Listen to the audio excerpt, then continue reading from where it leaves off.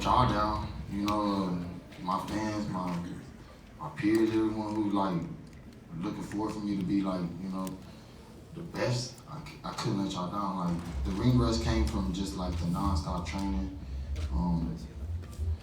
Shout out my brother right here, KP. He came in camp and straightened out the kinks, and Steve Dawes and Michael Bishop. They stayed on me, every day of the way. And Weatherly, my brother, we all, we just stayed locked in, and it was just like a matter of time. I feel good coming back. No excuses about like not stopping them. We went 10 rounds. I was ready for 10. I could have went 5 more rounds. I felt good in there. I had fun coming back. It was a fun fight for me. But I gotta tip my hat off to Jose Benavidez Jr. He did awesome. He put up a fight. I couldn't tell that he didn't.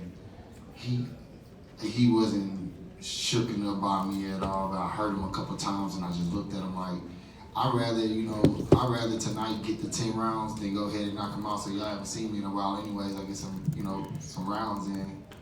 That's what Ike was telling me the whole time. Ike kept telling me, it's cool, you'll knock him out, get the rounds in, right? So, got it done. Jermall, all the criticism is in the past. With this great performance of you tonight, what is the next goal for you? I mean, you are going to fight in 160, you have another goal. After this great performance again, what is your next goal? What's your name again? Ernesto Amador, no puedes jugar boxeo. Ernesto, that's a great question for me because the sky's the limit right now. I have the championship at 160, right? And it's even a vacancy inside 160, which we can attack that. I'm gonna get right back in the camp. I'm not taking no days off. I'll be training Monday. So I'm gonna get right back on it. I'm gonna give myself, a little bit of time with the family. We're gonna sort it out. I'm gonna talk to Mauricio about the WBC and the things that I need to do. But I mean, I'm 68 is hot. David Benavidez just won against Demetrius. Will be a great fight. I saw Caleb Plant in the crowd. That'll be a good fight. I know it's some competition at 168. I easily can make 168, but I mean, the sky's the limit right now. I'm just gonna let God do what He do, and He gonna put me right in the right path for where I need to be, and we're gonna just keep going, man. Our legacy is our legacy.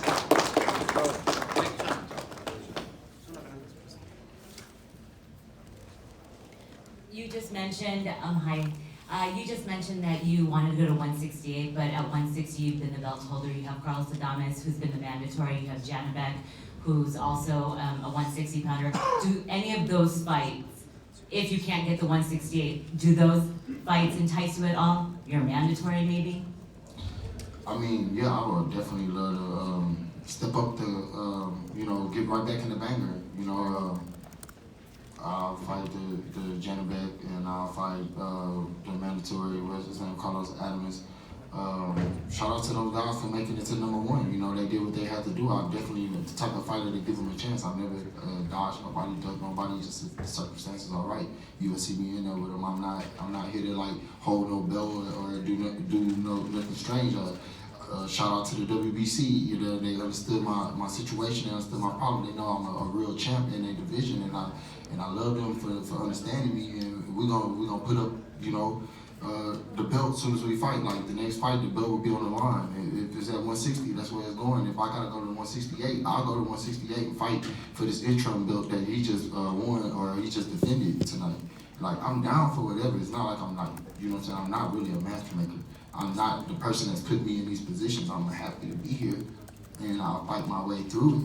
But if it comes up to time, and I'll fight Adames, and I'm pretty sure that mandatory is gonna come to the point where I have to fight Adames, and I have to fight Janabek to become undisputed or unify the division at 160.